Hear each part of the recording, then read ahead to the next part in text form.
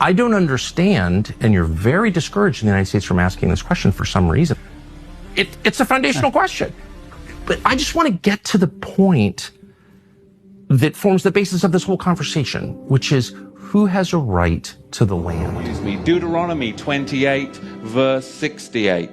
And Yahweh shall bring you into Mitzrayim, Egypt again with ships. And the way of which I said to you, you shall see it no more again. And there you shall be sold to your enemies for slaves and female slaves, and no man shall buy you.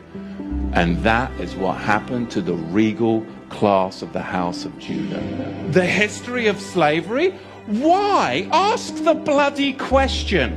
Why are they only teaching you the history of slavery as far back as the 16th and the 17th century? Why are they only going that far back? Because they don't want you to go farther back than that. Because then you'll actually find out the truth. And you've got to understand and question, why do they do this throughout the whole of America, in all the public schools? Why do they only go back as far as the 16th and the 17th century to talk about slavery? Because Islam designed infernal slavery.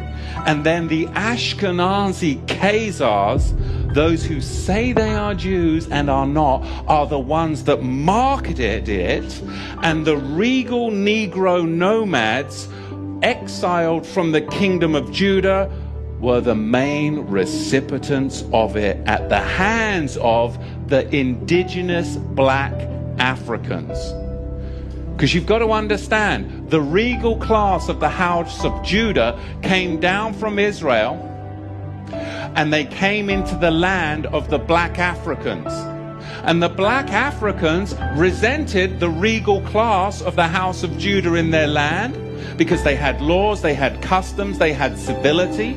And they were a regal class of Negro that came down into Africa.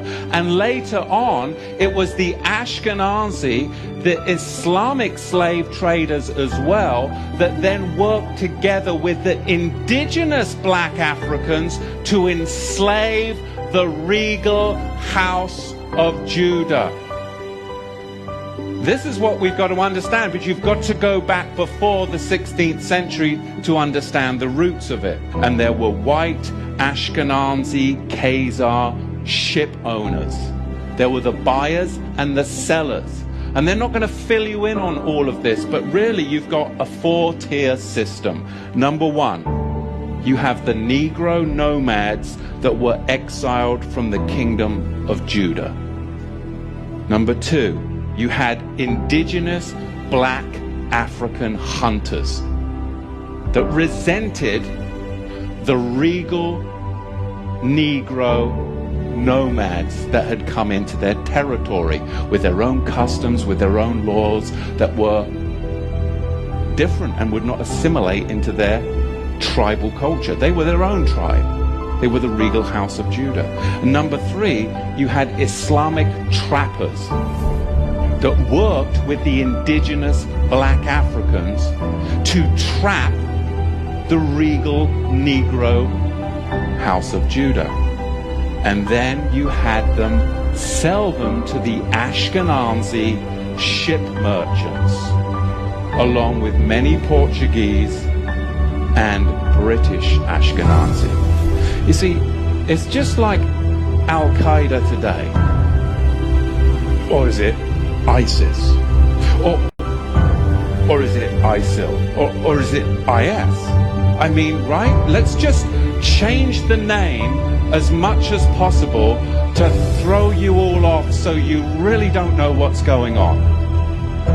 Let's keep switching the identity to hide the people. Why don't we just keep renaming you? Are you Negro? Oh, no, you're not Negro. No, you're colored. No, you're not colored. You're African American. And this is what they name you. The slavers name you this. Because I know a white guy who grew up in South Africa, and he now lives in America. He is African American, and more African American than most. Do you see how African American is a misnomer? It's a misnomer. Don't check that box. It's a title given to blacks by democratic slavers, okay?